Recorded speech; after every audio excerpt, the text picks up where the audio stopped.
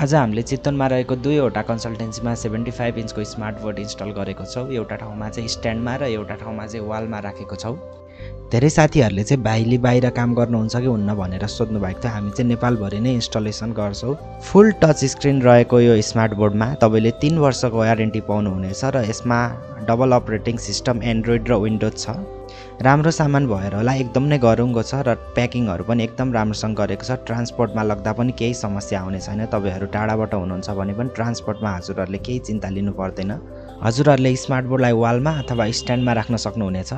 Aluminium partition अथवा कमजोर भित्ता छ भने हजुरहरूले स्मार्ट बोर्डलाई स्ट्यान्डमा राख्न सक्नुहुनेछ।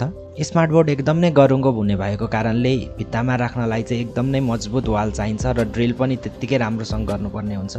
आजकल हरेक कन्सल्टेन्सीमा स्मार्ट बोर्डबाट पढाइ हुने क्रम जारी छ। यसले विद्यार्थीहरूलाई त फाइदा दिन्छ नै, त्यो सँगै झन् टिचरहरूलाई त एकदम नै सजिलो हुन्छ। पिडिएफ प्रेजेन्टेसन फाइलहरू पढाउनलाई यसरी इन्टरेक्टिभ मेथडबाट पढाउँदा विद्यार्थीहरूले पनि राम्रोसँग बुझ्ने र 100% रिजल्ट निकाल्न अझ सहयोग मिल्नेछ। एन्ड्रोइड र विन्डोज सिस्टम हुने भएको कारणले यसलाई चलाउन एकदम नै सजिलो छ। हजुरहरूले मोबाइल चलाएको जस्तै हुन्छ र मोबाइलको हरेक एप्लिकेसन यसमा डाउनलोड गर्न सकिन्छ।